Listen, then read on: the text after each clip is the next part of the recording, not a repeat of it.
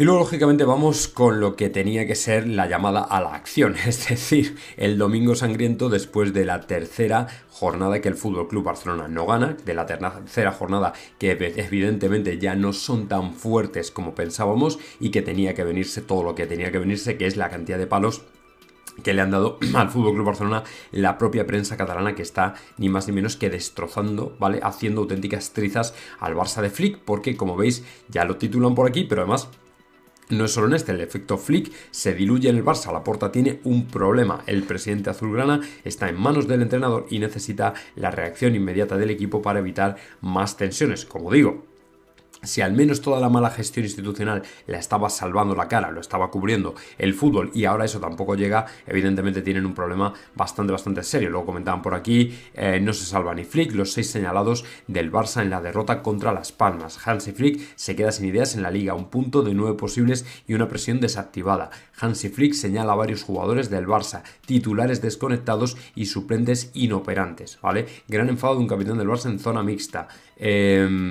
Bueno, no sé, bueno, ya lo veis, o sea, mucho ruido y pocas nueces. Las estadísticas que sacan los colores al Barça de Flick, o sea, es que los han puesto pero finos, Así, y además justo en el 125 aniversario, que tal y cual. En fin, en definitiva, pues algo que, hombre, no digo que se viera venir, porque honestamente, yo no sé vosotros, pero la verdad es que tampoco estaba yo tan convencido de que se iban a venir abajo tan pronto, ¿vale? Y que efectivamente iban a dar síntomas de flaqueza tan pronto. Es verdad que me resultaba extraño que fueran tan fuerte, teniendo en cuenta lo corto de la plantilla que tienen muchos y grandes jugadores, pero tienen una plantilla muy corta, insuficiente lógicamente para hacerle frente a una temporada como esta. Y bueno, pues también apareció lógicamente lo que ya echábamos de menos, que son las quejas y las justificaciones, que es verdad que no es el volumen de Xavi, pero que Flick al final apareció en rueda de prensa y reventó, porque es como tenía que ser y es lo que todos estábamos esperando, ¿vale? Ahí le tenéis. Ahora os voy a poner ni más ni menos un poquito del corte para que lo escuchéis.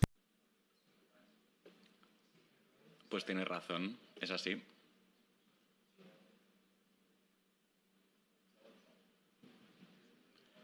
Nuestro trabajo es jugar con el balón, podemos hacerlo, tenemos la calidad, hemos tenido una posesión del 70%, 27 disparos a portería,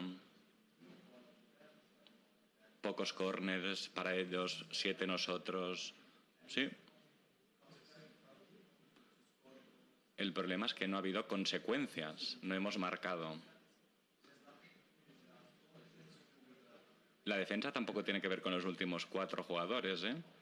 La defensa es lo que haga el equipo, la unidad, cómo lo hemos hecho desde el principio de temporada. Así es como tiene que ser.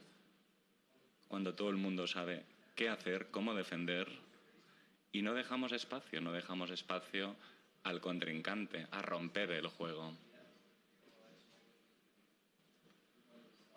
Cuando miras el resultado, pues 2-1, sí, es así. Debemos aceptarlo.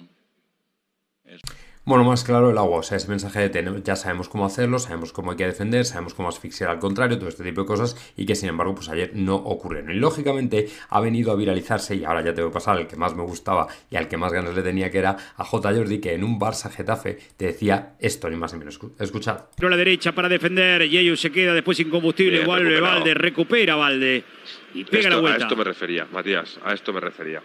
Qué intensidad, brutal. Sin balón la intensidad de este equipo es insuperable. Te ahoga, te asfixia, el Barça te asfixia, te desespera. Que esto lo hacía el Barça de Guardiola, que te desesperaba. Que tenías ganas de que se acabara el partido. Porque con balón son muy superiores, pero es que sin balón te asfixian, es que te agobian.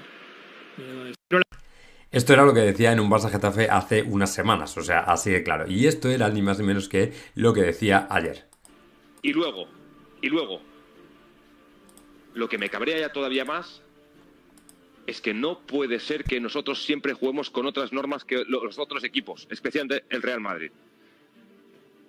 Podemos tener un mal día como lo hemos tenido hoy, pero no puede ser que ha habido como mínimo 2 penaltis claros, sobre todo el de Pau Cubarsí, y el VAR ni entra. O sea, estoy harto, y no es una excusa, y no es una excusa. Hoy el Barça seguramente, la culpa es el Barça.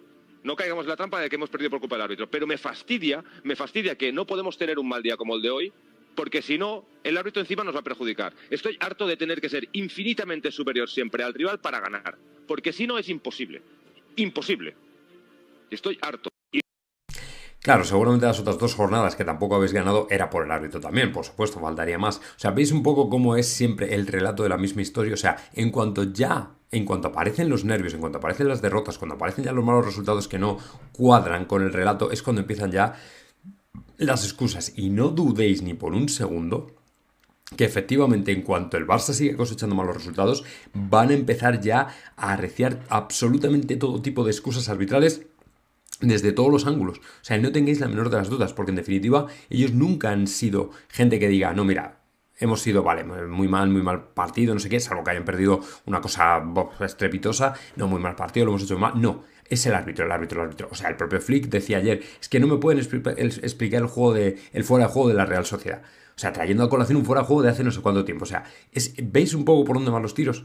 Que al final es siempre la misma historia. O sea, que no es que ahora con Flick era un tipo elegante y han cambiado un poco de mentalidad y filosofía. No. O sea, en cuanto están empezando ya a aparecer los malos resultados, están empezando a aparecer las excusas, ¿vale? ¿Lo veis? O sea, en las ruedas de prensa, en los editoriales, en los artículos, en absolutamente todo. Entonces es que es de verdad increíble. Es una cosa, o sea, cuando parecía que lo habían cambiado todo. Que ya era diferente, que ya se iban a mover en otra dirección, ¿no? Porque ahora con Flick es diferente, ya se acabaron las excusas de Xavi, que tal y cual. Y dices tú, ¿así? ¿Dónde? Porque no lo veo. O sea, no lo veo. Es una cosa tremenda, pero bueno, que al final, como de costumbre, el tiempo pone a cada uno en un sitio. Y lo que hemos visto es que efectivamente... o sea, que no hay más, que no hay más historia. De verdad, no hay más historia. Esta gente siempre recurrirá a lo mismo, porque en cuanto empiezan los problemas es cuando empiezan las excusas. O sea, tú fíjate, el Madrid, la situación que tenemos ahora mismo, ¿vale? De resultados que no queremos, o partidos malos, tal, no sé qué, a punto de estar eliminados en Champions. ¿Y qué hacemos los madridistas? Autocrítica.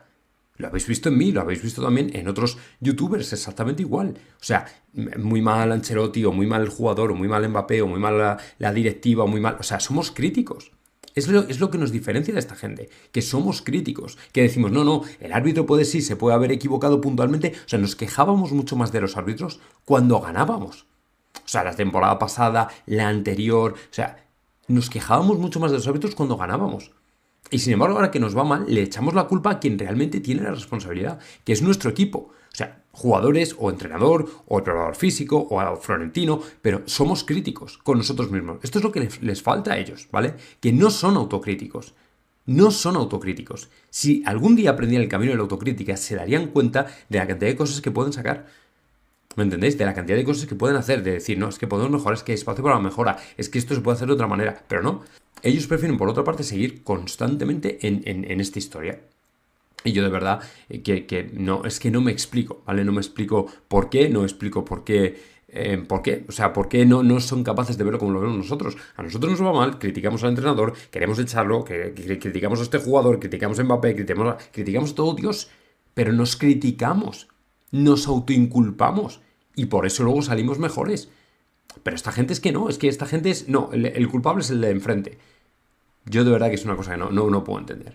Luego, importante también la noticia que llegó ayer de Le Parisien, ¿vale? Un periódico que lógicamente pues conoce muy de cerca al entorno de Kylian Mbappé y que ayer dejó un titular que a mí la verdad es que me llamó mucho la atención porque parece que efectivamente la cosa se está yendo un poco de madre al respecto de cómo está gestionando su situación personal Kylian Mbappé dentro del Real Madrid. Es decir, este bloqueo mental del que hablan algunos, que bueno, pues de alguna manera se está llevando demasiado lejos. Y es que por lo visto el jugador habría pedido ayuda al Real Madrid en el sentido de, bueno, preparación mental, física, lo que sea, pero asistencia en definitiva al equipo porque el jugador lo está pasando realmente mal y es verdad que ha entrado pues en una dinámica en la que, bueno, pues yo creo que le tiene, o él mismo tiene que estar sintiendo que efectivamente le pesa mucho la camiseta, ¿vale? Dice, Kylian está atravesando un periodo extremadamente difícil que lamentablemente durará, necesita ayuda psicológica, física, etcétera. Decían esto precisamente en Le Parisien, medio, como dicen, muy afín al PSG. Ha contactado con una persona de su entorno que tiene claro lo que necesita el astro de Bondy y lógicamente pues nos hemos quedado todos como diciendo, hombre, yo entiendo que el Madrid le puede prestar esta ayuda, pero la ayuda llega hasta un punto, pero luego tienes que ser tú. Es verdad que a lo mejor incluso el jugador se la puede permitir él, ¿vale? Pero es verdad también que, si es cierto lo que dicen por ahí, que no es un jugador que dé más de sí, es decir, ya sabéis que hay jugadores que son tarifa plana, van, entrenan, se van, punto, ¿vale? Su vida de futbolista, tienen su vida con futbolista, no quieren más. Pero luego también hay jugadores que dicen, no, yo es que soy un futbolista en el entrenamiento y antes del entrenamiento y después del entrenamiento. O sea, soy futbolista a las 24 horas del día, punto. ¿vale? Punto, no hay más. Entonces, en este sentido, claro, a mí me genera la duda de si efectivamente el jugador realmente es consciente de dónde ha entrado, porque es que el Real Madrid, o sea, no es ninguna broma, el hecho de que a lo mejor haya caído Mbappé en esto, que han caído otros jugadores antes, debería hacernos ver que efectivamente el Madrid es un equipo diferente, o sea, que no tiene nada que ver con lo que él haya podido vivir en el PSG, donde efectivamente, como decía, me parece que era Guti, estaba dentro de su burbuja. O sea, cuidado porque lo que tiene Mbappé es mucha tela por cortar. Así que bueno, vamos a tomarlo con calma, vamos a ver qué pasa, a ver cómo el Madrid gestiona la situación, pero desde luego puede ser tremendo.